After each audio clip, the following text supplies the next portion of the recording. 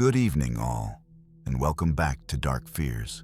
Tonight, we journey into the frozen heart and forgotten corners of Saskatchewan, through isolated small towns, endless prairie highways, and places where help does not reach, to uncover 7 of the most disturbing and terrifying small-town horror stories ever recorded.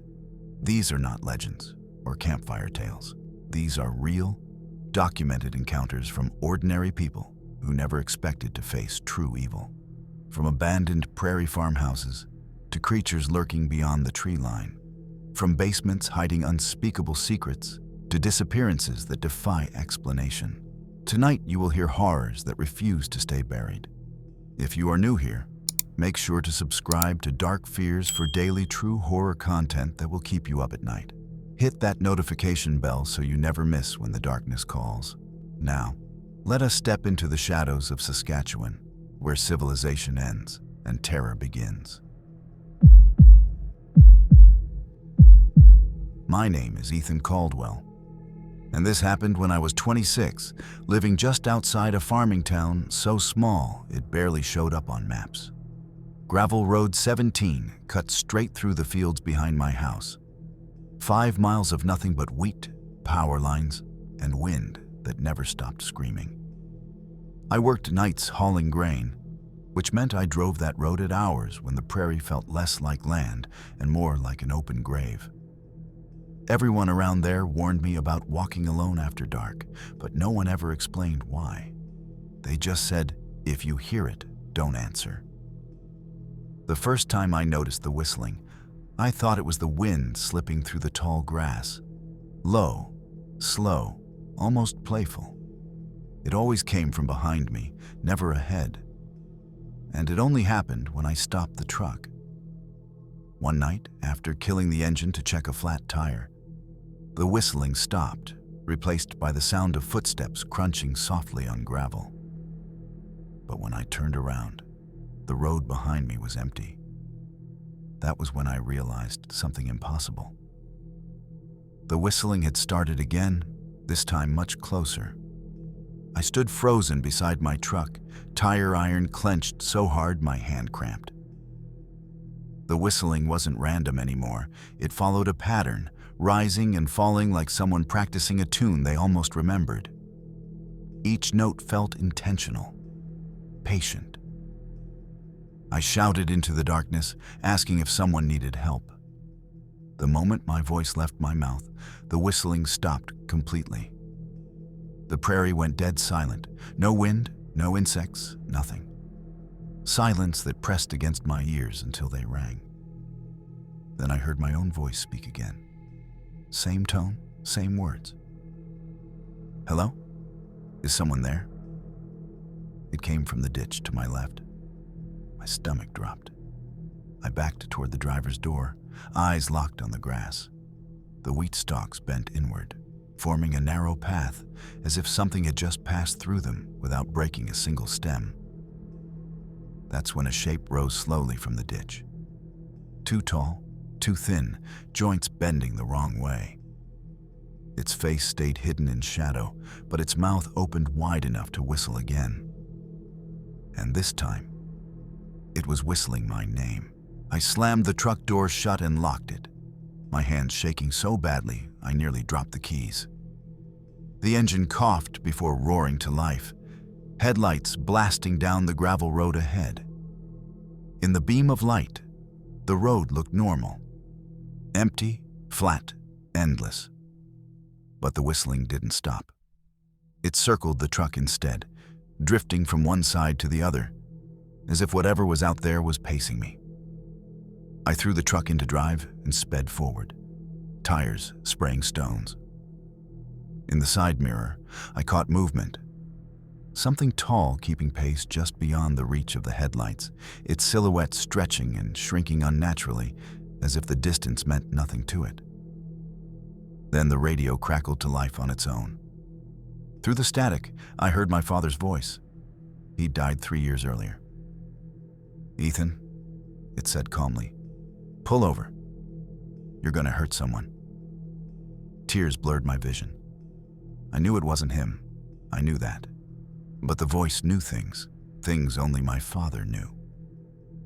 And as the whistling blended with the radio static, I felt the overwhelming urge to obey. I don't remember deciding to stop.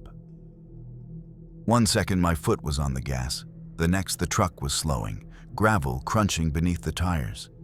The engine idled as the headlights washed over the empty road ahead. The whistling stopped. For a moment, I thought it was over. Then something tapped gently on the driver's side window. Once, twice. Polite, almost human. I stared straight ahead, afraid that if I looked, I'd invite it closer. The tapping moved to the back of the truck, then to the passenger side, circling slowly. With each step, the cab seemed to shrink, the darkness pressing in through the glass. Finally, it leaned close enough for its reflection to appear faintly in the window. I didn't see a face, only a suggestion of one, stretched too long like it was still learning how to be human.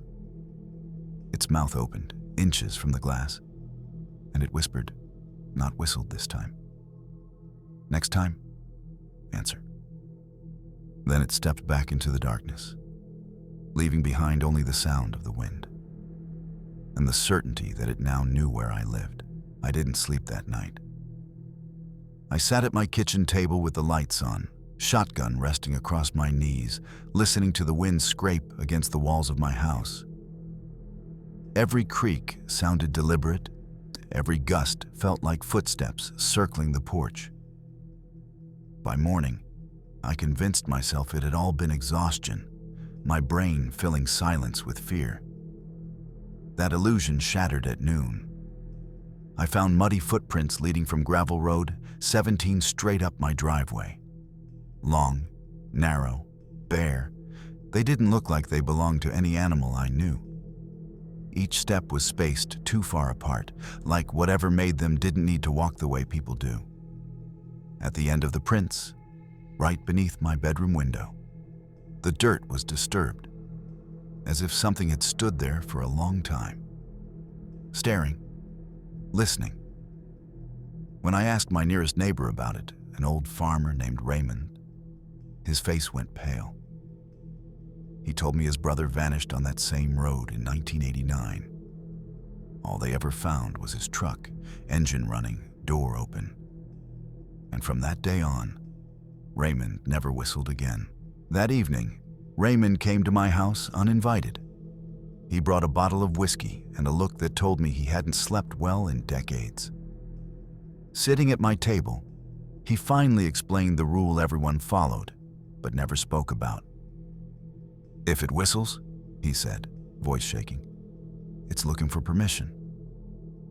He told me the thing mimics voices, memories, anything familiar enough to make you respond. Once you answer or follow, it learns you. After that, it doesn't need the road anymore. Raymond's brother had heard their mother calling him from the ditch. He answered, walked straight into the dark. As Raymond spoke, a faint whistling drifted through my open window. Slow, careful, practicing. Raymond froze, his eyes locked onto the hallway leading to my bedroom. "It followed you home," he whispered. The lights flickered. The whistling grew clearer, closer than it had ever been before. Not outside anymore. From somewhere inside the house, I heard my own voice call out softly, perfectly. "Ethan?" And in that moment, I understood the worst truth of all. It no longer needed me to answer. Raymond didn't wait to see what would happen next. He grabbed my arm hard enough to bruise and dragged me toward the front door. The whistling rose behind us, no longer careful or playful. It sounded excited, almost relieved. As we stumbled onto the porch, the sound followed, drifting through the walls as if they weren't there at all. Raymond shouted for me not to look back, no matter what I heard. That was when the voices started arguing. My father's voice told me to stay. My own voice told me to run.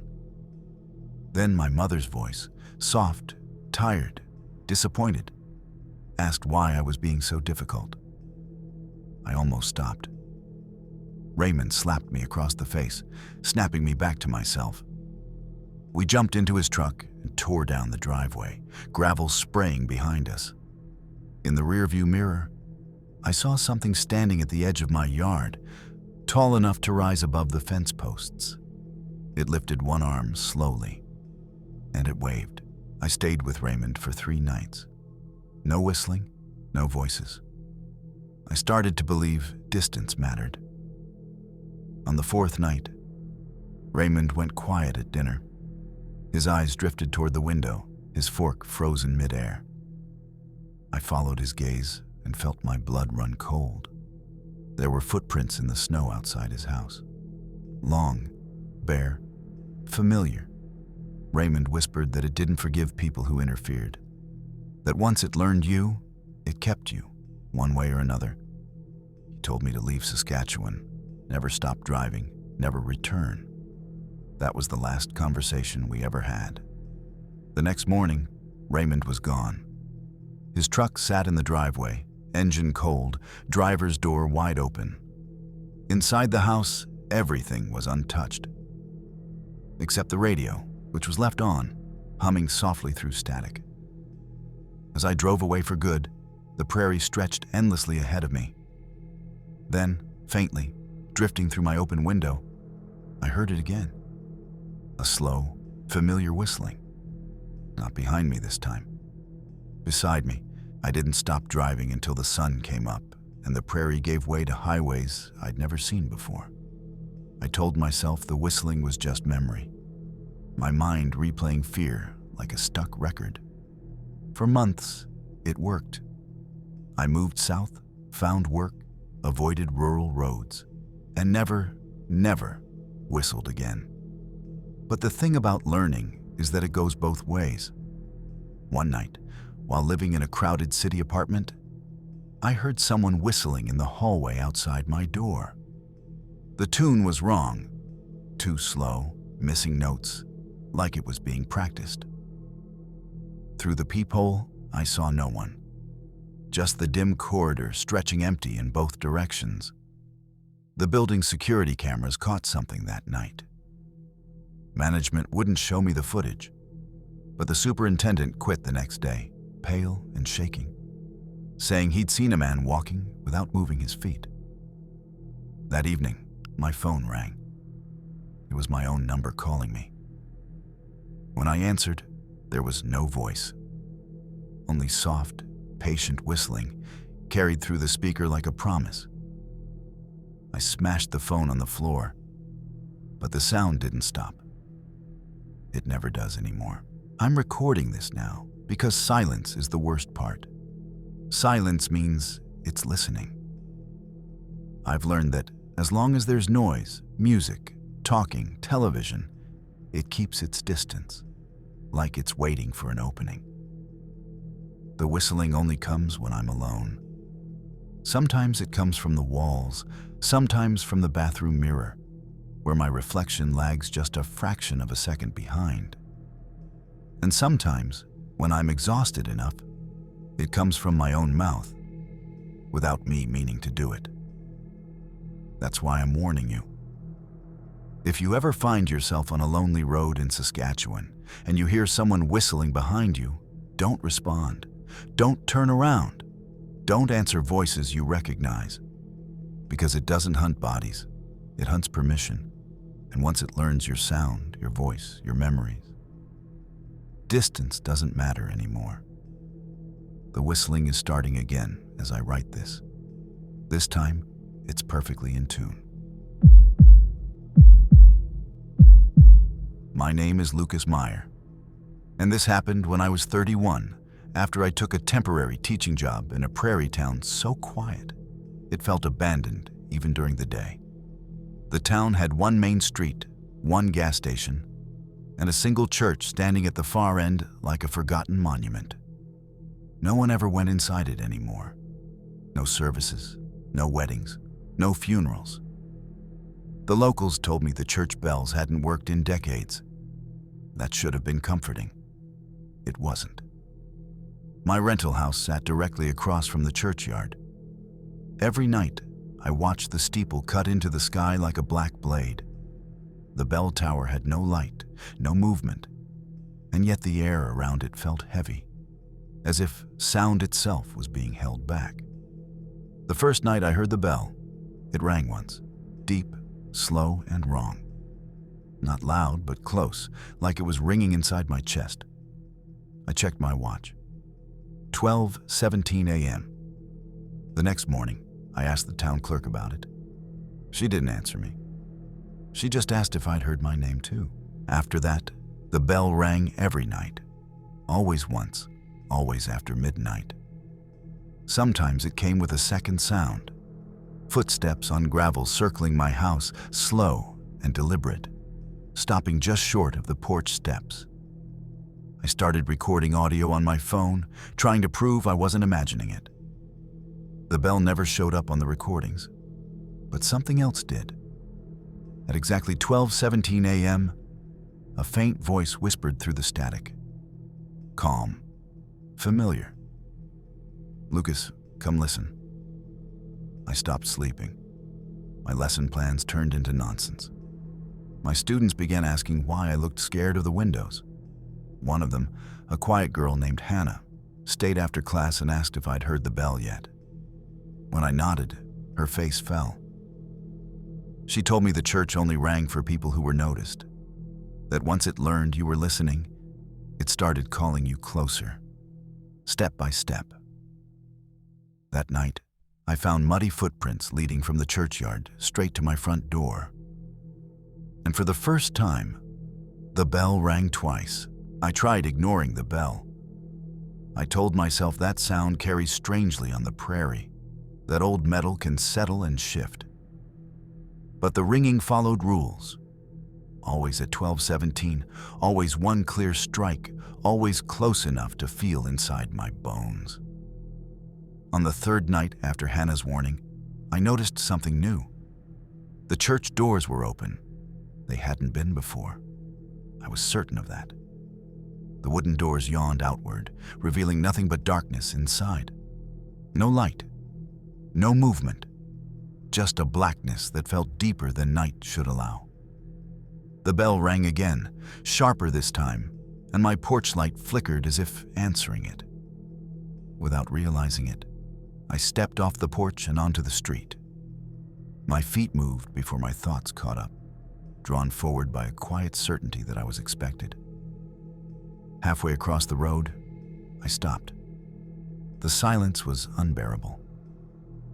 Then, from inside the church, I heard something shift, wood creaking under weight, slow and deliberate. A voice drifted out, layered and echoing. Closer, Lucas. You're almost on time. I don't remember turning back. I only remember standing in my kitchen with my hands shaking, the taste of copper in my mouth, and the sound of the bell still vibrating in my ears. Something had pulled me toward that church, not with force, but with patience. The next morning, I found Hannah waiting outside my classroom. She looked relieved to see me, then confused. You didn't go in, she said. It wasn't a question. I asked her who had. Her answer was almost a whisper. Everyone who stayed. She told me the church used to be the heart of the town. When it closed, people said it didn't like being forgotten. The bells started ringing after midnight, calling people by name. Those who followed were never seen again, except sometimes, late at night, standing in the bell tower. That evening, I noticed something carved into the dirt outside my house. A shallow circle, perfectly drawn, centered on my front steps. Inside it were dozens of footprints, all facing my door. And at 12:17 a.m., the bell rang again, this time so loud it shattered a window. After the window shattered, I stopped pretending I had a choice.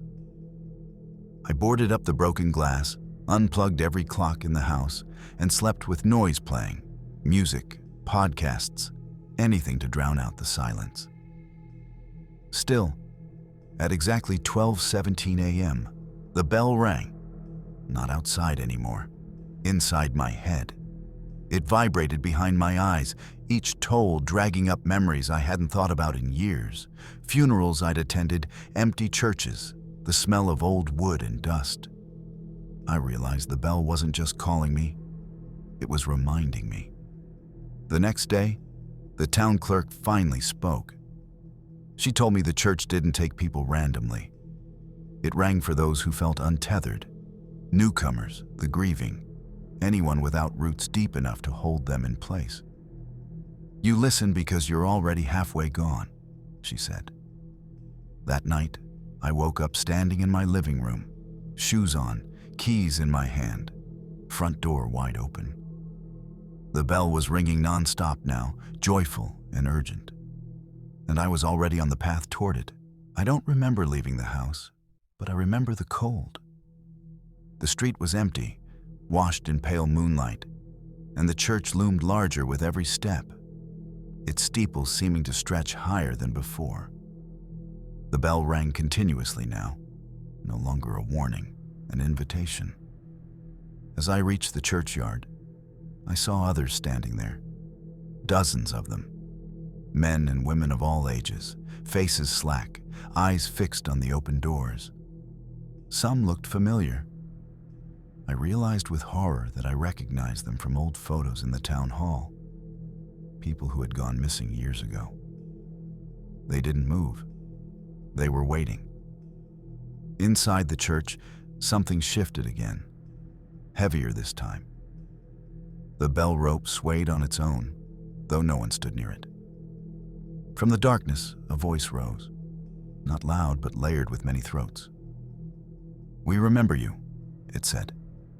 I felt myself step forward, resisting only at the last second. Somewhere behind me, a child screamed my name. Hannah. That sound broke the spell just enough for me to turn and run, the bell roaring in anger as I fled back into the night. I didn't stop running until my lungs burned, and the church was nothing but a dark spike on the horizon. Hannah found me crouched behind the school gym, shaking like I'd been pulled from freezing water. She told me this had happened before. That sometimes, very rarely, someone heard a living voice loud enough to interrupt the bell. But the church doesn't forget. The next day, the town changed. People avoided me openly now. Conversation stopped when I entered rooms. Windows closed as I walked past. I noticed small chalk marks appearing on sidewalks and door frames. Circles, always circles. Quiet warnings I didn't understand until Hannah explained. They marked people the bell was still calling. That night, the bell didn't ring at 12:17. It rang at 12:16, then again at 12:15. Each toll came closer together, impatient, like something counting down. My lights flickered in time with the sound, and from every corner of my house, I heard soft footsteps moving toward me. The church wasn't waiting anymore. It was coming to collect. At 12:10 a.m., the power went out completely. In the darkness, I heard the bell ringing clearly, too clearly to be coming from across town. The sound echoed through my walls, my floorboards, my chest. Then came the knock. One slow knock on my front door. I didn't answer. I couldn't move. A voice drifted through the wood, layered and patient. It wasn't calling my name this time. It was thanking me for listening, for remembering, for almost belonging. From the window, I saw the church steeple where it shouldn't have been, standing at the end of my street, impossibly close, casting a shadow that swallowed houses whole. Hannah screamed from outside, telling me not to open the door, that it could only take me if I stepped inside its space. The bell rang once more. I threw myself out the back window and ran until dawn. By morning, my house was gone. So was the church. The town clerk told everyone I'd quit without notice. But every night since then, at exactly 12:17, I hear a bell ring somewhere far away. And I know it's counting the days until I stop running, I left town that morning with nothing but my car, my phone, and the certainty that something had been carved into me. I drove for hours, crossing county lines, then provinces, telling myself the bell was tied to that place, to the church, the steeple, the soil. I was wrong. The first time I heard it again, I was staying in a roadside motel. At 12:17 a.m., a single low chime echoed faintly through the vents, so soft I almost convinced myself it was plumbing. But my phone screen lit up on the nightstand with a missed call. No number, just a label. Church. When I checked the voicemail, there was no message. Only the sound of an empty room and a bell rope being pulled slowly, reverently. I deleted it, turned the phone off, and shoved it into the bathroom drawer. The bell rang anyway.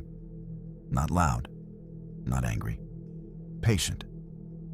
The next morning, the motel clerk asked if I'd been attending late services nearby.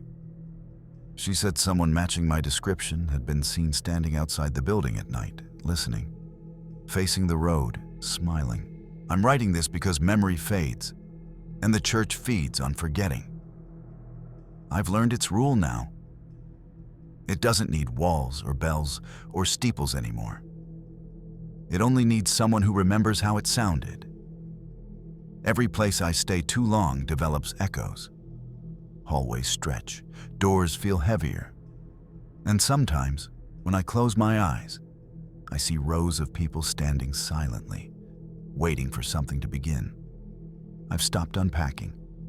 I've stopped making plans, and I've stopped sleeping near midnight, because the bell doesn't always ring at 12:17 anymore. Sometimes it rings early, sometimes late, sometimes only once, like it's checking to see if I'm still listening. If you ever move to a town where the church is closed but the bell still hangs in the tower, do yourself a favor.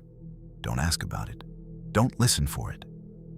And if, after midnight, you hear a bell ring just once and feel the urge to step outside and get closer, remember this: churches were built to gather people, and some of them never learned how to let go. My name is Avery Thompson, and this happened when I was 24, working as a seasonal wildlife photographer in a tiny Saskatchewan town called Willow Creek. The town was so isolated that cell service came and went, and at night, the horizon was nothing but black prairie sky. Everyone warned me about the lights on the outskirts of town, but I laughed it off. Small towns love their ghost stories, right? The first night I saw them, I was returning from a shoot along the river. At first, I thought it was a car's headlights, but there were no roads. The lights hovered just above the tree line, moving slowly and deliberately, pulsing faintly like lanterns on a windy night. Then I noticed something impossible. There were hundreds of them, all moving in unison, perfectly synchronized, floating across the fields toward the abandoned mills at the edge of town. They didn't flicker like ordinary lights. They seemed alive. And they were coming closer. I parked my truck at the edge of the field, binoculars in hand, heart pounding. The lights didn't behave like any drone or vehicle I'd ever seen. They weaved, split, and merged, almost like a single organism made of hundreds of glowing points. When I tried to record them, my camera glitched. Images corrupted, colors shifting unnaturally, the lights sometimes appearing behind me in the viewfinder before turning back toward the mills. I heard soft whispers in the wind, indistinct but urgent, as if the prairie itself was trying to communicate. The closer I got to the lights, the heavier the air felt. My skin prickled, and I had the unnerving sensation that I wasn't observing them.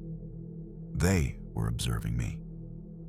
Suddenly, a single light broke formation, drifting directly toward me. I froze as it hovered in front of my truck. It pulsed rhythmically, like a heartbeat. And then I heard it, soft, melodic, almost human. Come closer. I yanked my camera down, terrified. That's when I realized the lights weren't just lights. They were calling me, naming me. I didn't move.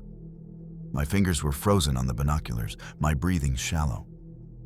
The single light hovered, pulsing steadily, as if measuring my fear. Then it shifted, faster this time, and a dozen more broke formation, surrounding me in a perfect circle. The whispers returned, louder now, like dozens of voices speaking simultaneously, calling my name in different tones. The air smelled like ozone and wet earth, heavy enough that I could feel it pressing against my lungs. My instincts screamed at me to run, but my legs refused to obey. The lights began to rise, moving over the truck, illuminating the fields like 1,000 fireflies with purpose. Shadows danced in impossible directions, bending around shapes I couldn't identify. Suddenly, one of the lights split apart in a shower of sparks, forming a shape resembling a human figure. Its head tilted slowly, staring at me, or through me. My camera clicked on its own in my lap, capturing frames that I couldn't later make sense of. Glowing shapes hovering inside my own vision, impossible geometry, moving in sync with my pulse. The lights weren't just in the field anymore, they were everywhere. I finally tore my gaze away and slammed the truck into drive. Tires spun on the wet prairie dirt, and the lights followed effortlessly, floating just above the grass. Every turn I made, they mirrored my movement with unnatural precision, blocking escape routes and shaping the road ahead. My phone buzzed violently on the passenger seat. The screen flashed, dozens of missed calls, all from myself. My own recorded voice echoed faintly from the speaker, distorted but unmistakable, whispering, "Avery, follow the lights." Panic clawed at me. I tried to focus on the road, but the light's reflections appeared on every shiny surface. The truck windows, the wet hood, even the rear-view mirror surrounding me from every angle. The whispers grew louder, overlapping with a soft, melodic hum, like a choir of souls just out of reach. The lights began rising higher, forming vertical columns above the prairie, pulsing in rhythm with my heartbeat. And then I saw them. Their shadows projected onto the clouds, hundreds of humanoid shapes floating in perfect formation above Willow Creek. I knew, with sudden clarity, that they weren't going to let me leave. I didn't know how long I drove. Minutes, hours, the lights never left. Every curve, every hill, they mirrored me, keeping distance, but never fading. My windshield fogged, my hands cramped around the steering wheel, but I couldn't stop. Something in their rhythm made me feel hypnotized, as if they were learning me, memorizing every move I made. Then I saw a figure standing in the middle of the dirt road. A human silhouette, completely still, bathed in an unnatural glow. I swerved sharply, tires throwing mud everywhere, but the figure didn't flinch. The lights hovered closer, pulsing softly now, forming a pattern I couldn't recognize but felt compelled to follow. Suddenly, the truck's radio buzzed to life. A voice, distorted but unmistakable, whispered my full name. "Avery, come closer." My stomach turned cold. The lights weren't just following me, they were guiding me. I realized that if I resisted, they could block every escape route. And in that moment, I understood I wasn't being chased. I was being led. The next field stretched endlessly, black as ink, and the lights began moving faster, forming lines along the ground that led to a grove of dead trees. Each orb pulsed, guiding me like lanterns towards something I couldn't see. My chest ached, my vision blurred, but I couldn't stop. My hands shook violently as I gripped the wheel. and the whispers grew louder, overlapping with the low hum of 1,000 voices, chanting my name in a rhythm I couldn't ignore. I noticed shapes emerging from the shadows between the trees, figures moving with impossible grace, floating above the ground, some humanoid, something else entirely. Their faces were hidden by light, but I felt eyes on me, scanning me, evaluating me. A sudden gust of wind slammed the truck door shut, even though I hadn't touched it. The lights aligned perfectly with the trees, forming a corridor. And at the end, I saw it. A massive, glowing shape hovering just above the ground, the source of all the lights, waiting for me. I realized then, with cold certainty, the lights weren't random. They were alive. I stepped on the brakes, but the truck seemed to hesitate, like the mud and light had merged into something unnatural, holding me in place. The glowing figure hovered, massive and silent, its light pulsing in a rhythm that matched my own heartbeat. I could feel it in my chest, in my bones, like it was drawing energy from me. The orbs swirled faster, forming a vortex around the grove, and the shadows between the trees began to stretch, reaching toward the truck as if to pull it into the field. I realized then that these weren't just lights. They were the remnants of those who had been called before me, trapped in some halfway state between life and whatever this entity demanded. The whispers became words I understood. "Follow, Avery. Join us. Don't fight." My hands shook so badly, I dropped the wheel. My foot slipped off the brake, and the truck rolled slowly toward the light. I screamed, and for a moment, everything froze. The lights dimmed, waiting. I threw the truck into reverse, desperate to escape, and the lights scattered momentarily, like startled birds, then reformed instantly, even tighter than before. The figure at the end of the grove shifted, its edges blurring, becoming more defined, more human. Yet the glow radiating from it seemed alive, pulsing with awareness. The whispers became urgent, almost commanding. "Closer. Closer, join us." My mind ached with a strange compulsion to obey, to leave everything behind and step into that light. I slammed the truck into drive again, spinning the wheels as I tried to flee down a narrow dirt path that hadn't been there a minute ago. The lights followed relentlessly, shaping the terrain, closing every gap. Then one orb detached and hovered inches from my face, bright enough to burn, showing a reflection of myself, but not my own face. Instead, it was pale, expressionless, eyes wide and glowing faintly. My own scream echoed from its mouth, synchronized with the pulsing rhythm of the central figure. I knew, at that moment, that resistance might only make it hungrier. I pushed the truck as fast as I could, tires skidding across wet mud, lights blurring around me. The glow from the central figure stretched like a ribbon of fire behind me, chasing, pulsing with a strange intelligence. The whispers had become screams, layering into one continuous sound that filled my skull. Every instinct screamed to stop, to get out. But I couldn't. Suddenly, the lights shifted. They rose above me, forming arches over the road that I had no choice but to drive through. I felt a tug in my chest, like invisible hands pulling me forward, synchronizing with my heartbeat. My reflection in the rearview mirror no longer looked human. The glowing eyes of countless entities stared back at me, mouths moving in silence, whispering my name. And then, just ahead, a gap opened in the grove. A dark portal-like shadow with the light streaming toward it, almost as if inviting me to step through. I realized this was the culmination of their game. Step in or risk being consumed outside, endlessly chased by the orbs and shadows. I hit the brakes at the edge of the shadow, torn between fleeing and stepping forward. The world seemed to hold its breath. The lights above paused, pulsing rhythmically, and the whispers softened, almost pleading, "Join us.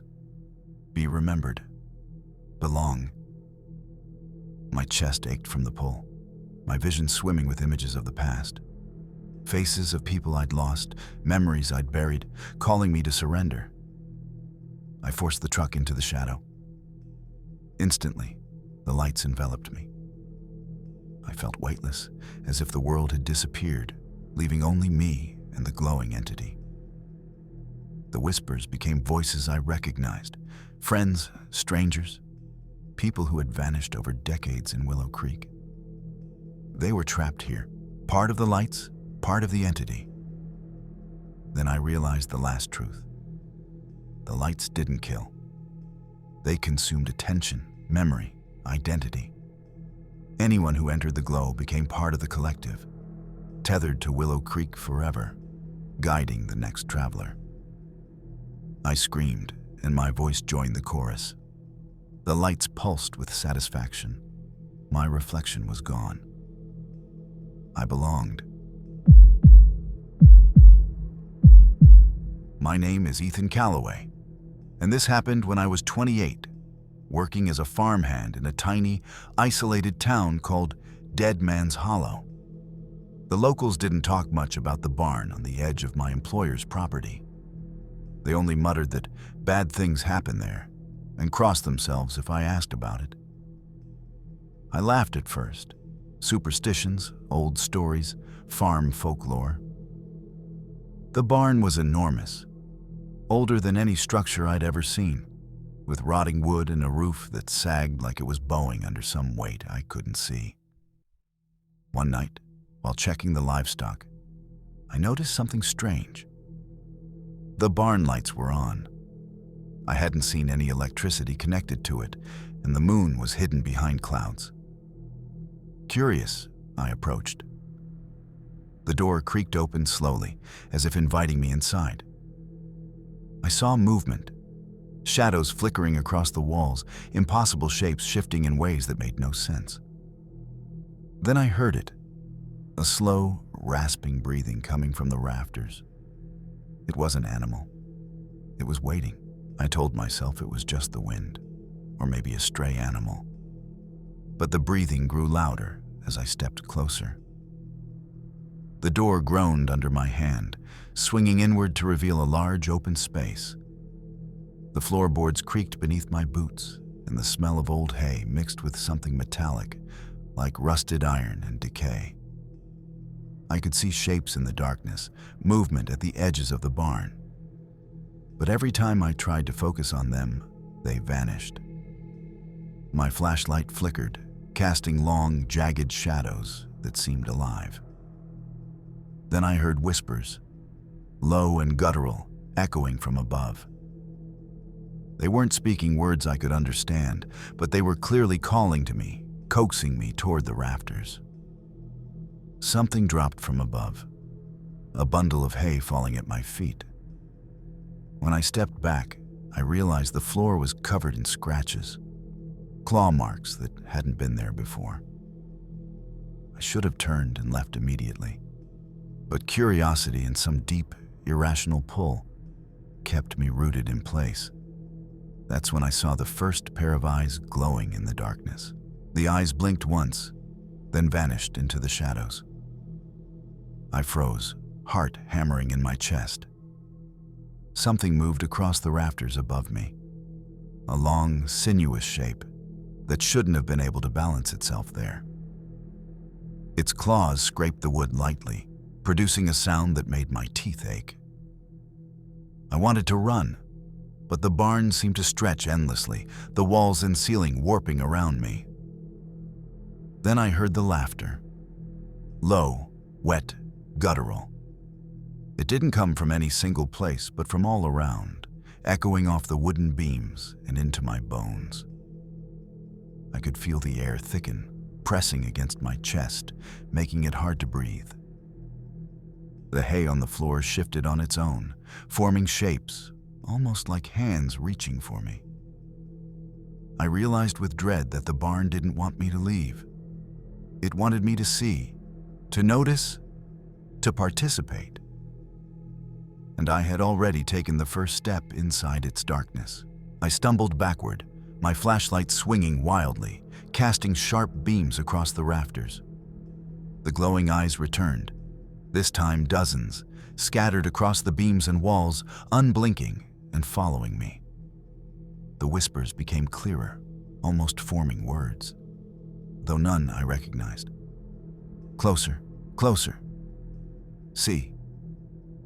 My instinct screamed at me to leave, but the barn seemed to stretch again, the door vanishing into darkness. A sudden movement in the corner caught my eye. Something crouched, hunched, half hidden beneath a pile of rotting hay. Its shape was vaguely human, but wrong. Too long, too thin, limbs bending in ways no human should bend.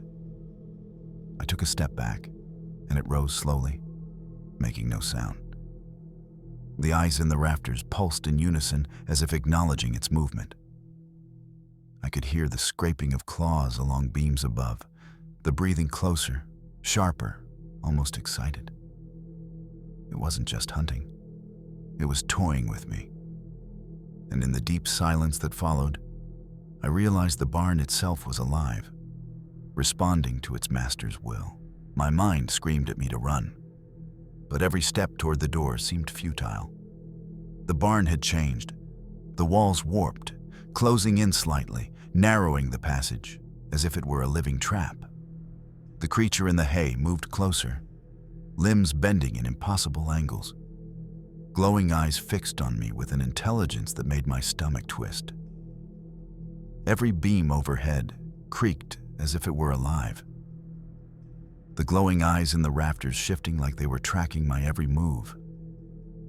I grabbed a pitchfork, leaning against the wall, hoping to defend myself, but it felt useless, like holding a twig against a hurricane. The whispers now merged into one overwhelming sound, a chorus that throbbed in my skull. Closer, joint, see, belong. I stumbled forward, the floorboards groaning underfoot. Then, without warning, the hay bundle in front of me rose, forming a humanoid shape taller than any man. Its mouth opened impossibly wide, a shadow of darkness spilling from it, and I realized it wasn't asking me to come closer, it was demanding it. I swung the pitchfork desperately, but it passed through the shadow like it wasn't solid. The glowing eyes flickered in anger, pulsing faster with every failed strike. My chest heaved, lungs burning, and I realized the barn's whispers weren't just sound. They were pressure, a physical weight pressing against my skull, bending my thoughts, urging me to obey. I ran toward the far corner, hoping for a gap in the entity's reach. But the shadows twisted, forming new shapes that blocked my escape. The hay lifted, rising like a tidal wave, and the floorboards beneath me shifted slightly, unsteady as if I were standing on a living creature. Then I noticed something terrifying. The creature's face wasn't fixed. It mimicked mine, distorted and elongated, its eyes glowing brighter than all the others combined. I could see my own panic reflected in it, and it grinned in a way I had never grinned, a twisted mirror of fear and hunger. I realized the barn wasn't just alive, it was learning me, and it was preparing to consume every part of who I was. I knew running was futile, but I had no other choice. My legs pumped like pistons as I darted toward a corner of the barn I hadn't explored. The glowing eyes followed, dozens of them, slicing through darkness, guiding the creature as it floated closer. The whispers became screams, chanting my name over and over, echoing from the warped rafters. Suddenly, the hay creature lunged. Or perhaps the barn itself moved it. I barely rolled out of the way as the shadows slammed into the floor, splintering beams and sending dust into the air. The creature's face flickered between mine and countless others, some smiling, some screaming, all twisted in grotesque anticipation. My flashlight shattered against a beam, plunging me into near-complete darkness. I could feel the floorboards bending beneath me, the walls closing slightly, like the barn was inhaling. The only light was from the entity, pulsing in rhythm with the whispers, drawing me toward it. I stumbled, and in that instant, I realized the barn didn't want to trap me. It wanted me to join it. Willingly or not, desperation overtook me. I spotted an old ladder leading to a loft and scrambled upward, hoping the height would give me leverage. The barn groaned beneath my weight as the shadows twisted below, stretching impossibly tall, reaching for me. I could see hundreds of glowing eyes now, some in the rafters, some floating in the open space, all fixated on me.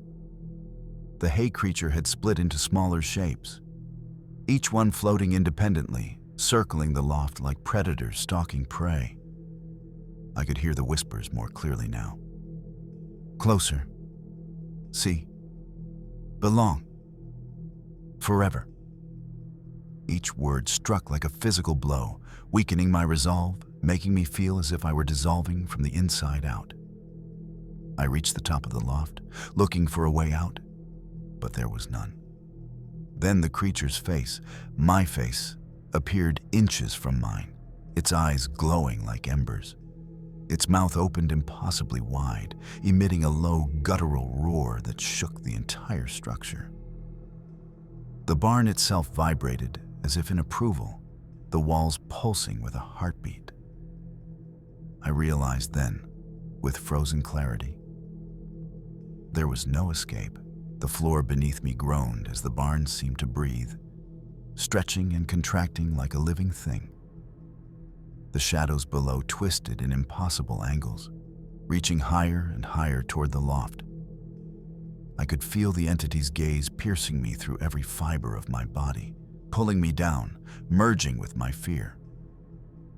I grabbed a loose beam, swinging it desperately at the nearest shadow, but it passed through as though it were smoke. The whispers intensified, forming a chorus of voices I recognized, farmhands, townsfolk, even my own voice calling me. I stumbled backward toward the edge of the loft, the walls seemingly bending inward, closing the distance with terrifying intent. Then I saw a faint light beyond the loft's far wall, a small gap where the old wooden planks had rotted away. It was my only chance. I leapt toward it, arms outstretched, feeling the barn's entity brush against me, tugging, pulling, whispering in urgent, guttural tones. The loft's floorboards creaked violently, threatening to give way under the combined weight of fear and the barn's malevolence. I felt myself being dragged into the shadows. I fell through the gap, landing in a narrow crawl space beneath the loft. The barn groaned as the shadows reached down, clawing at the empty space where I had been. My body shook, adrenaline pulsing, as I crawled through the darkness toward an old, broken side door. The whispers followed me, fading slightly as I moved away. But the pressure, the sense of being watched, remained. I pushed the door open, spilling into the cold night air. The barn behind me seemed to contract, almost as if it had been holding its breath, then exhaled a shuddering, guttural groan. I ran across the fields, hearing faint echoes of laughter and whispers fading into the distance. When I dared to look back, the barn appeared smaller, ordinary, as if nothing had happened. But I could see faint glowing eyes in the windows, watching, waiting. I never returned to Dead Man's Hollow, but sometimes, in dreams, I see the barn bending, alive, and hear whispers calling my name, reminding me that it waits for the next curious soul foolish enough to step inside. My name is Clara Reynolds, and this happened when I was 19, visiting my grandparents' remote cabin near Pineview, a small Saskatchewan town surrounded by endless forests and a lake the locals rarely spoke about. Everyone warned me never to go near the water at night. They said it whispered to people, pulled them in. I didn't believe it, I laughed at superstition and shadowed warnings. The first night I heard it, I was sitting on the cabin porch, notebook in hand, writing sketches of the lake under a full moon. The water was still, glassy, reflecting the stars perfectly. Then I heard it. A soft, almost melodic whisper carried over the lake, so faint I thought it was the wind. It wasn't the wind. The whispers became words, low and deliberate. "Clara, come. Closer." My skin prickled. I stood up, staring at the surface of the lake. Ripples formed, concentric and unnatural, moving toward the shore as if something beneath was rising. I realized that the lake knew my name. I stepped closer to the water's edge, heart pounding, notebook forgotten. The whispers repeated, soft and persistent. "Closer. Don't fear. See." Each word sent shivers down my spine. I peered into the lake, expecting maybe a reflection, a fish, something ordinary. But the surface seemed alive, rippling in impossible patterns, glowing faintly with a pale, ghostly light. I heard it again, a low, gurgling laugh that seemed to come from beneath the water itself. My reflection twisted, elongated, mouth opening wider than it should, whispering my name back at me. I stumbled backward, almost falling, and the whispers stopped for a moment, replaced by a thick silence that pressed against my ears and chest. Then movement. Something under the lake's surface stirred, just enough to catch the moonlight. A long, shadowy figure, indistinct, gliding slowly toward the shore. Its presence made the hairs on my arms stand on end. I realized, too late, that the whispers weren't invitations. They were warnings. And now it knew I was listening. I stumbled backward, tripping over exposed roots along the shore, heart hammering in my chest. The pale light under the water intensified, casting ghostly reflections across the nearby trees. The shadowy figure moved with unnerving grace, almost gliding above the surface. And the whispers returned, louder this time, circling my mind. "Clara, closer. Come." I backed up toward the cabin, but the air felt heavier, pressing against me, almost thick enough to choke. The lake's surface rippled unnaturally, forming patterns, letters, shapes, almost messages I couldn't read. Then I noticed dozens of faint, pale faces forming beneath the water, mouths opening and closing in silent screams. My stomach churned. The entity wasn't alone. It had kept them there, trapped in some halfway state between life and the dark depths. A sudden breeze stirred the trees, but it carried more than wind. It carried voices, whispers of people long gone in Pineview. I could hear fragments of my own thoughts spoken back to me, distorted, as if the lake had reached inside my mind. I realized the lake didn't just watch. It remembered. I ran to the cabin, gasping, my feet slipping in the damp grass. The whispers followed, soft but insistent, echoing in the trees as if the forest itself were alive. I slammed the door shut and leaned against it, shivering. The lake outside remained unnervingly calm, but faint pale light leaked through the windows, flickering like a heartbeat. Then came the pounding. Something hit the cabin walls, slow and deliberate, leaving wet streaks as if claws dragged across the wood. I pressed my hands to my ears, trying to block the whispers, but they had become part of me, echoing inside my skull, calling my name, demanding attention. "Clara, see, join." Desperate, I grabbed a flashlight and cautiously approached the porch, shining the beam over the lake. The shadow beneath the water pulsed, rising slightly as if observing me. I could see the faint outline of a hand, long, thin, impossibly pale, breaking the surface for a moment before vanishing. The whispers were now all around, circling, insistent. I realized, with sinking dread, that the lake wasn't inviting me. It was claiming me. I couldn't stay on the porch any longer. The whispers had grown into a chorus, surrounding the cabin like a living fog, tugging at my thoughts, pulling me toward the water. I grabbed a small rowboat tied to the dock, hoping I could at least put some distance between myself and whatever haunted the lake. Every oar stroke felt heavier than it should, as if the water itself resisted me. The pale light beneath the surface pulsed in rhythm with the whispers, forming shapes that twisted and shifted. Faces, hands, long arms reaching up. The humanoid shadow had emerged fully now, standing just beneath the surface, its outline distorted by the water but unmistakably human-like. It tilted its head and stared at me, and the whispers became words. Closer. We've been waiting. Belong. My breath caught, my hands trembling on the oars. I realized the lake wasn't just alive, it was hungry. Not for flesh, but for attention, for presence, for souls willing to heed its call. I tried to row faster, but the water thickened under the boat, as if resisting movement.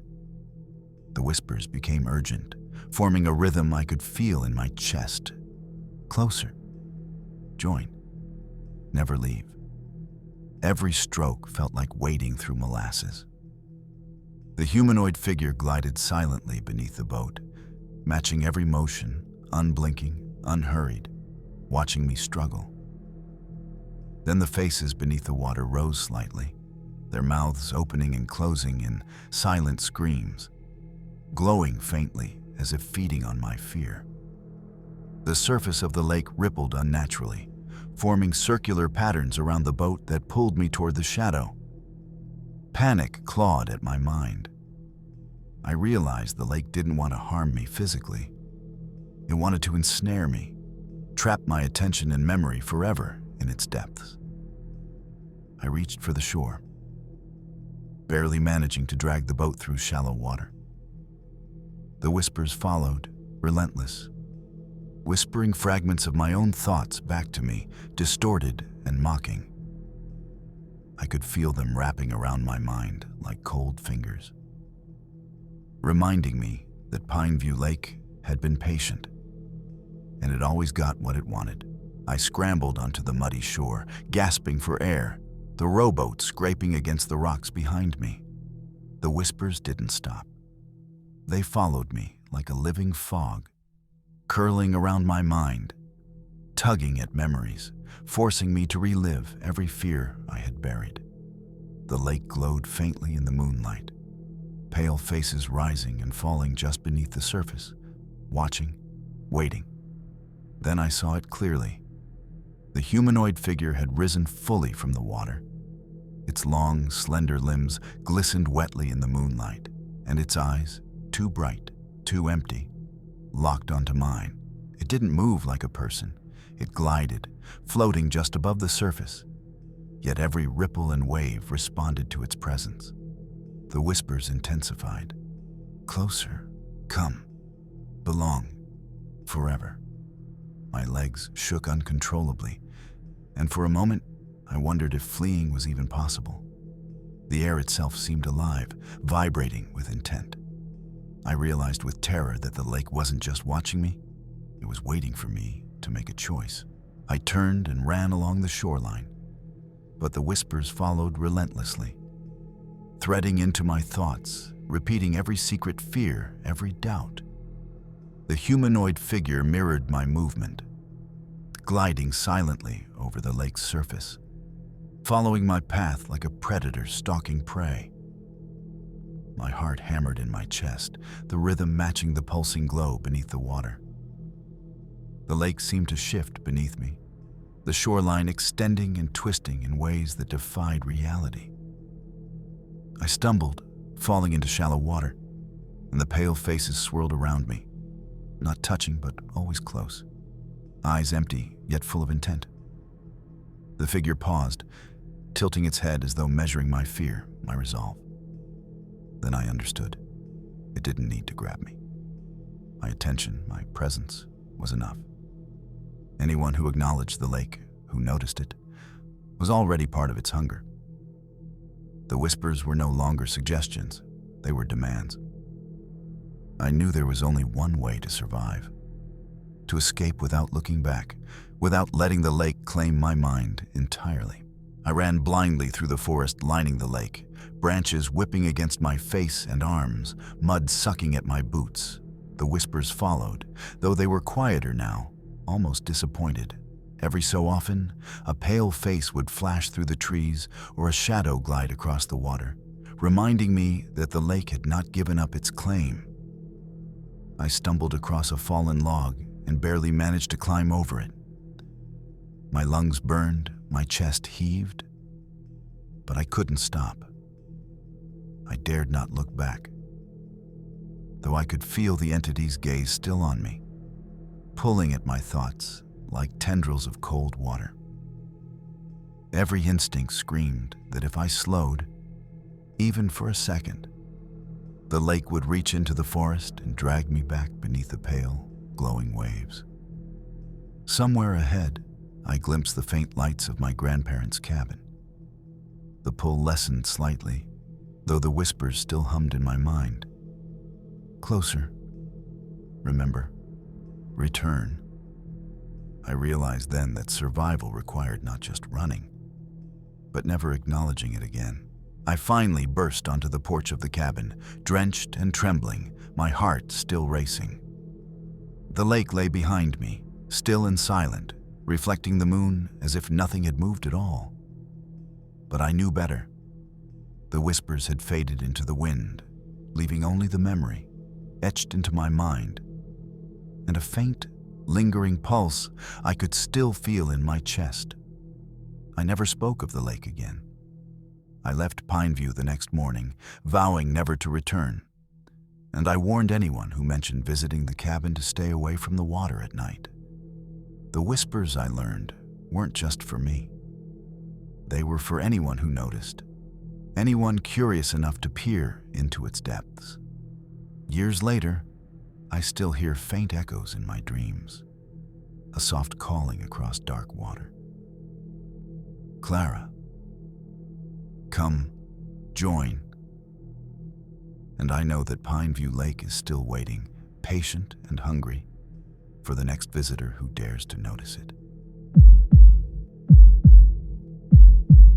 My name is Logan McKay, and this happened when I was 23, living in the small, forgotten town of Karnuff, Saskatchewan.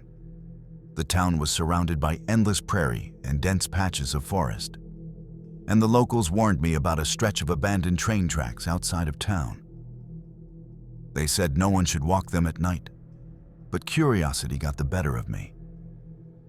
One evening, under a thin crescent moon, I decided to explore the tracks.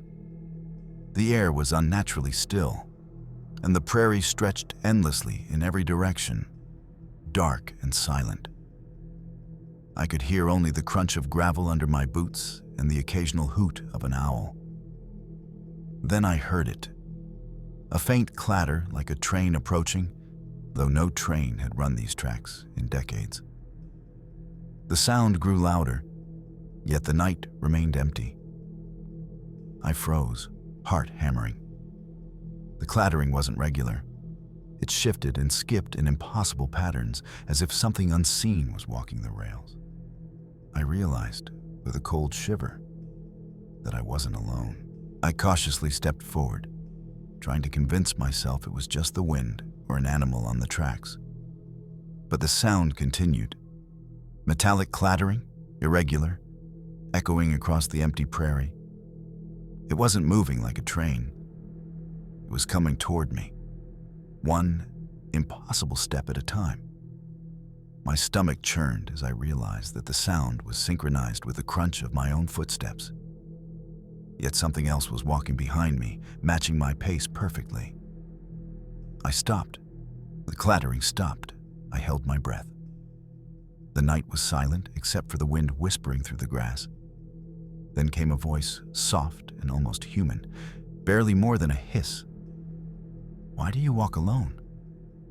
I spun around, expecting someone behind me. but the tracks were empty. My flashlight beam revealed nothing, no person, no animal, nothing but gravel, grass, and the pale moonlight. And yet, I could feel the presence, heavy and watching, waiting for me to make a wrong move. I forced myself to keep moving, each step deliberate, flashlight trembling in my hands. The tracks stretched endlessly into darkness, the pale moonlight glinting off the rails. Every time I moved, the metallic clattering resumed, but now it was faster, more erratic, echoing across the empty prairie like a predator matching my heartbeat. I stopped and shined the flashlight along the tracks. Nothing. But then I noticed the footprints, perfectly human, yet impossibly wide and deep, on the gravel, following mine exactly. I had seen footprints like these before in old town stories, ghostly impressions left behind by something that shouldn't exist. My blood ran cold. I realized that whatever was following me wasn't just invisible. It was learning, predicting my every move. The wind picked up suddenly, carrying a faint, metallic whisper. You shouldn't be here. Not alone. It was both a warning and a promise. I wanted to turn back, but the path behind me seemed to stretch further than I remembered, distorted, endless, as if the prairie itself was swallowing me. The clattering intensified. It wasn't just behind me anymore. It circled, echoing from every direction, sometimes faster than my own steps, sometimes pausing, testing me. I stumbled, flashlight beams swinging wildly across the tracks. Shadows seemed to bend unnaturally along the rails, elongating and contracting as if the tracks themselves were alive. Then I saw it. A figure standing a few hundred feet ahead, pale and elongated, features indistinct yet vaguely human. It didn't walk, it glided, floating slightly above the tracks. Each step I took seemed to bring it closer, though my eyes told me it hadn't moved. The whispers returned, this time repeating my name, mocking me. Logan? Why do you run? Why do you walk alone? I wanted to scream, but no sound came out. My body froze as I realized something far worse than death was at play. The entity could follow me anywhere, not limited by space or sight. The tracks weren't just haunted. They were alive, hungry for attention, for fear, for me. I tried to run, but the gravel seemed to cling to my boots, slowing every step. The clattering was deafening now, echoing from all directions, sometimes faster than I could keep up with, sometimes pausing as if taunting me. I glanced at the tracks behind me, empty. But the whispers continued, filling my mind, repeating every memory, every insecurity I'd ever tried to forget. You cannot leave. You belong. I saw a faint light ahead. The old railway signal tower, long abandoned and rotten, but it looked like a sanctuary. I sprinted toward it, branches tearing at my clothes, the wind carrying a metallic hiss.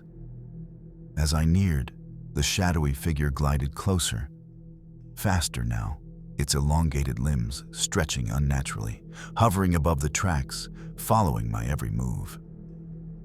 I reached the tower door, yanking it open, stumbling inside. The interior was dark, cramped, but safe, for now.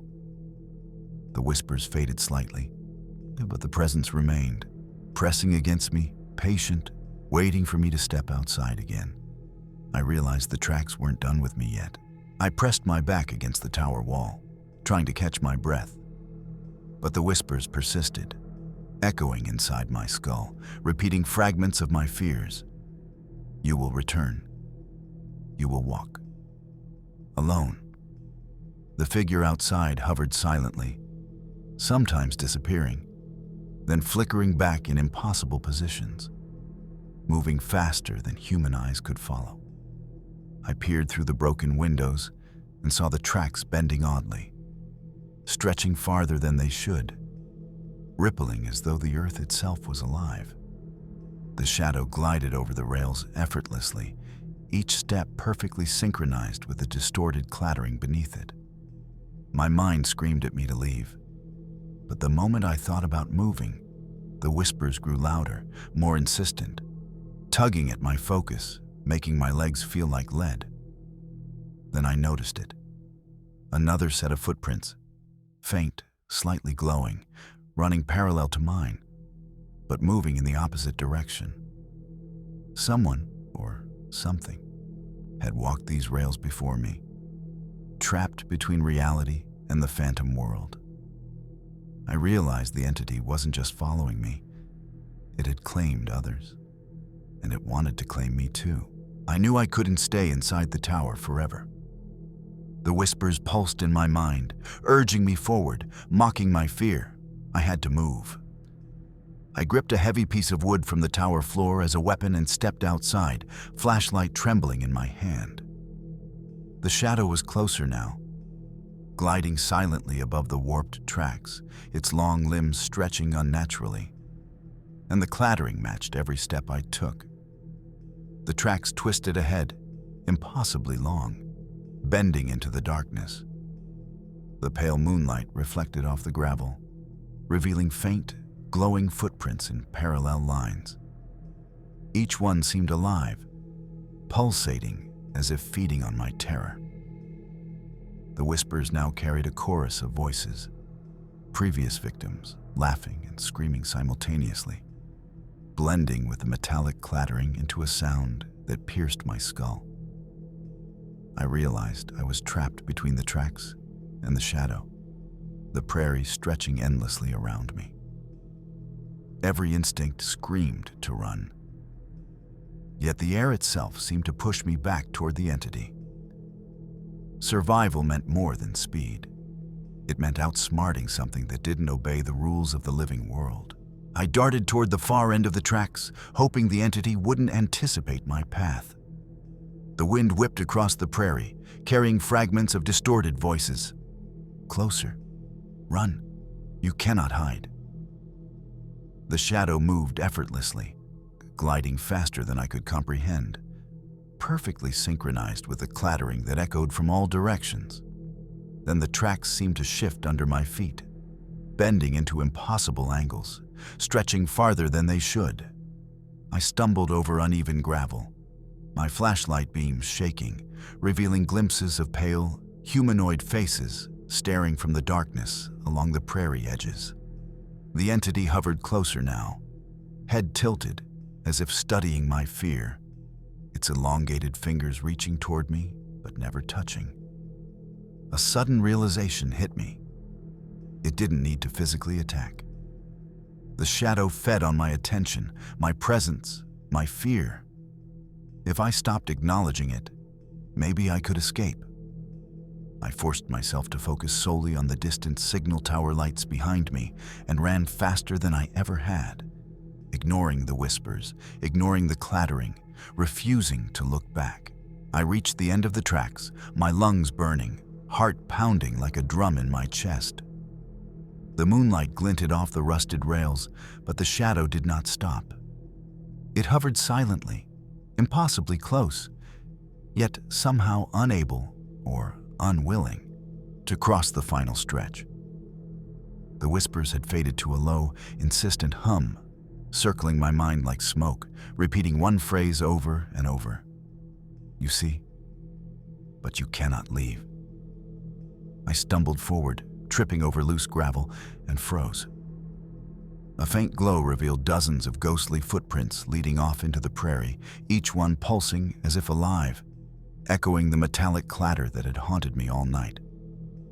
The entity raised its elongated arms, and the air seemed to vibrate, bending the tracks beneath it.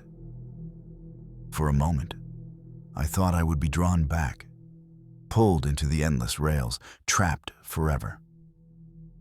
Then, in a burst of desperation, I leapt toward the open prairie, refusing to look back, trusting the shadow would not cross the invisible threshold that separated me from freedom.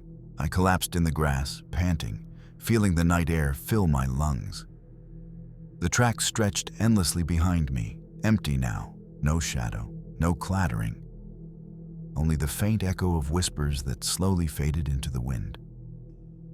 The entity had not followed me, or perhaps it was waiting for the next foolhardy soul to wander too close. I didn't dare look back, though the memory of those elongated limbs, glowing eyes, and living footprints haunted every corner of my mind.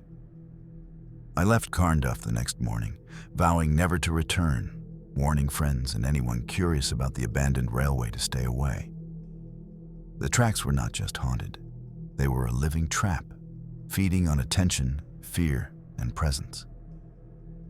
I know the shadow still waits, silently, patient, for the next person foolish enough to walk alone at night, guided only by curiosity. Even now, years later, I dream of the tracks, of metallic clattering that doesn't exist, and the whispering shadow that wants me back. My name is Maya Collins, and this happened when I was 21, exploring the outskirts of Estevan, Saskatchewan.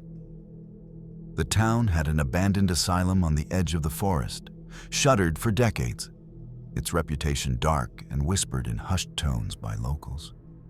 They said patients had disappeared under mysterious circumstances, and strange figures were sometimes glimpsed in the broken windows at night.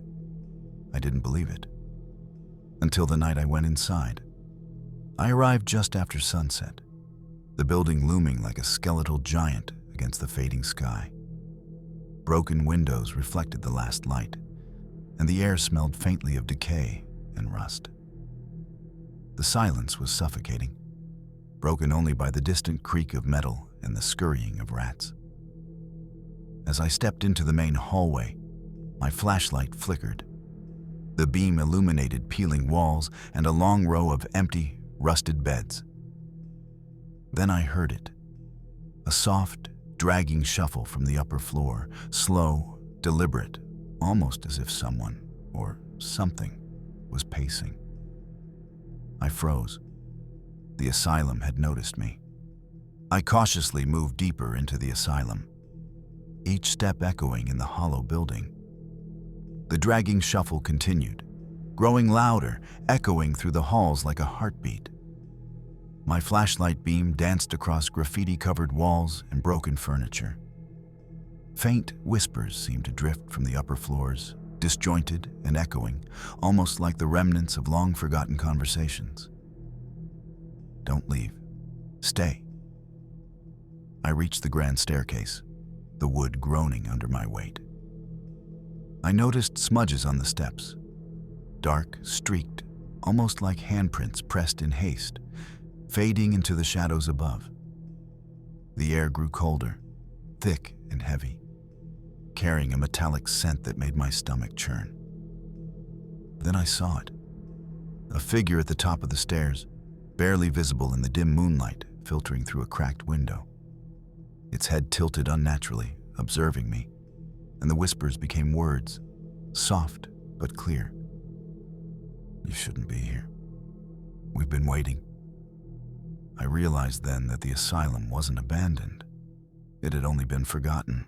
My heart pounded as I climbed the staircase, each step groaning beneath my weight. The dragging shuffle continued, now accompanied by faint whispers that seemed to seep from the very walls. I gripped my flashlight tightly, its flickering beam revealing peeling wallpaper, rusted beds, and broken chairs strewn across the hallway. Every shadow seemed alive, shifting, stretching toward me. Halfway down the corridor, I glimpsed movement.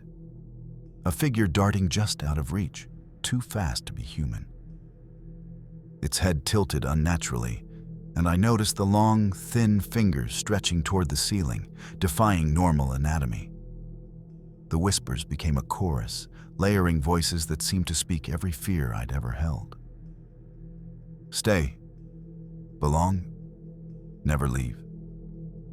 I realized the asylum fed on attention, on fear, on the presence of anyone who dared enter. The air thickened, almost tangible, pressing against me as if the building itself were alive. I forced myself forward, knowing that retreat was not an option. Once the asylum noticed you, it never let go. I edged closer to the source of the whispers, stepping cautiously down a narrow corridor lined with rusted wheelchairs and broken doors hanging on hinges. The air was colder here, every breath visible, swirling around me as I moved. The dragging shuffle was right above me now, echoing from the upper floor, synchronized with the beating of my heart. Then I saw it. Figures appearing in the corners of my vision, barely distinguishable from the shadows. Some crouched, some stood, all unnervingly still. Their faces were pale, hollow, with wide, empty eyes that seemed to pierce through me. One moved just slightly, tilting its head to watch me pass, and the whispers became voices that repeated my name, soft but urgent. "Maya, stay, join us." A sudden creak echoed from the staircase behind me, and I realized the figures weren't only above, they were everywhere, following me silently, patient, intent. The asylum wasn't just a building, it was a trap, and I was already inside. I pressed forward, forcing myself to stay calm, though every instinct screamed to turn and flee. The hallway stretched impossibly long, shadows twisting along the walls as if alive. The whispers now overlapped with soft, metallic clatters. Doors opening and closing on their own, the groan of rusted hinges echoing in the cold air. I could feel unseen eyes following my every move, studying me, testing me. Ahead, a massive double door loomed, slightly ajar. A faint yellow light flickered within, inconsistent, as if struggling to stay alive. My hand shook as I pushed it open, revealing the old treatment room. Broken gurneys lined the walls, and instruments, rusted and horrifying, were scattered across the floor. Shadows moved independently of any light source, bending and twisting unnaturally. Then I felt it. A presence directly behind me, cold and heavy. The whispers became a hiss in my ear. "We've been waiting. Don't leave." I spun around, but the hallway was empty. Somehow, I knew the asylum was patient. It didn't need to strike. It only needed to wait until I stayed too long. I stumbled into the treatment room, heart racing, flashlight trembling in my hands. The shadows in the corners shifted subtly, as if alive, elongating and compressing in ways that defied physics. The whispers were louder now, not just voices, but a chorus of past patients, calling my name, recounting their fears, their regrets, their pain. "Maya, stay, forever." Suddenly, the door slammed shut behind me with a deafening bang, and the temperature plummeted. My breath formed visible clouds as I turned toward the room, only to see a figure standing silently near the gurneys. Its head tilted unnaturally, and long, thin arms hung at impossible angles. It didn't move, but the room felt alive, vibrating with its intent. I realized then that the asylum was not only a place, it was an entity. It fed on attention, fear, and presence. Once noticed, it claimed you, slowly and patiently. Every instinct screamed to flee, but the shadows pressed closer, and I knew my next steps would determine whether I escaped or joined the forgotten. I pressed onward through the treatment room, my flashlight beam barely piercing the darkness. Shadows seemed to writhe along the walls, stretching and twisting as if the building itself were alive. The whispers grew louder, almost deafening, overlapping into a chorus of voices calling my name, echoing my every fear. "Maya, stay, join us." Then I noticed movement. A figure emerging from the corner of the room. Its limbs were impossibly long, bending at unnatural angles, and its head tilted in a way no human body could. The air around it shimmered slightly, distorting the edges of the room. And I realized that this presence was not bound by physical rules. Every instinct screamed to run. But the shadows shifted, closing in, forcing me toward the center of the room. I understood then that the asylum's horror was patient, deliberate. It didn't need to attack. It could manipulate, stretch time and space, trap you mentally until exhaustion and fear broke your will. I had to find an exit, or I would become just another forgotten soul trapped inside. I darted toward a cracked side door, my legs trembling, adrenaline pushing me forward. The whispers swirled around my mind, overlapping voices pleading, threatening, mocking. The shadow followed, gliding effortlessly, its elongated limbs stretching unnaturally, keeping perfect pace with me. The room seemed to stretch endlessly, walls bending and warping, as if the asylum itself were alive and shaping reality to trap me. The air grew colder with every step, my breath forming clouds in the dim light. I could hear faint dragging noises behind me, like rusted gurneys being pulled across the floor by invisible hands. The whispers escalated into a cacophony.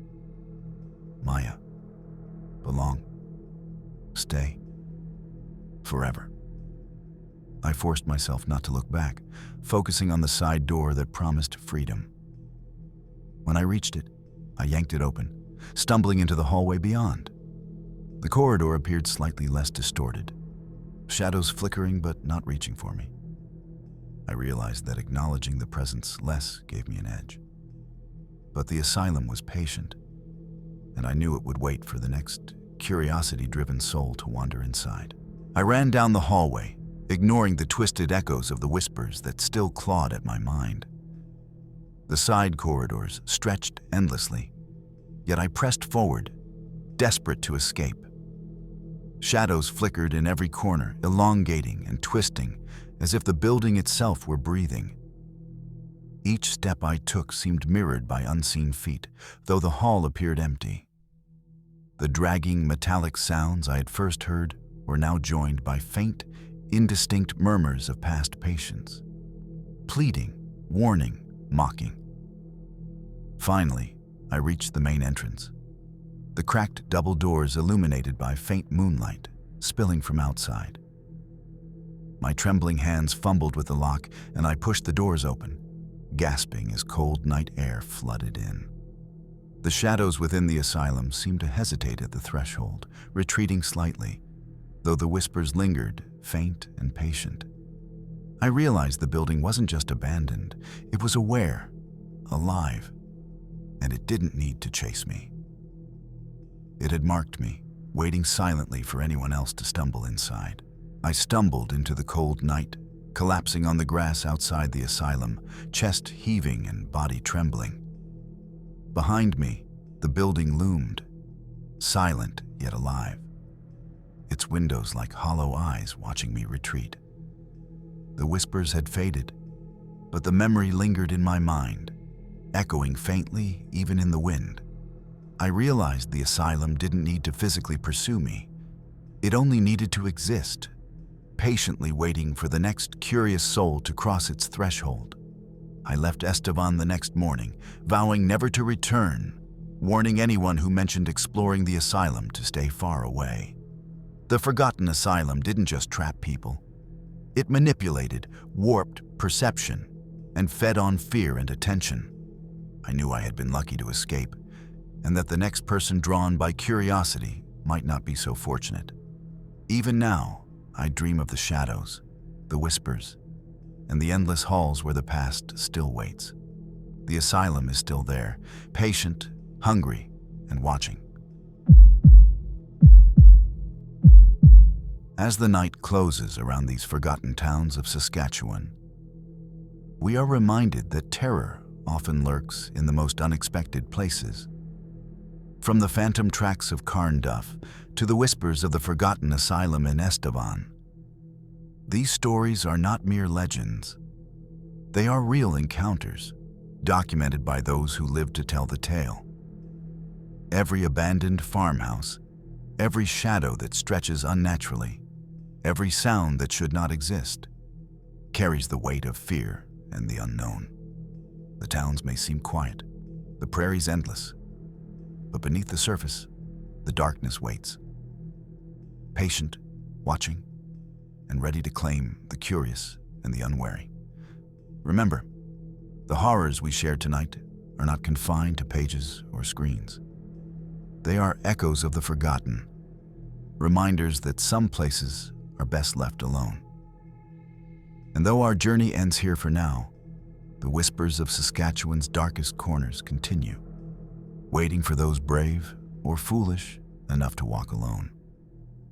Thanks for watching. This was Dark Fears.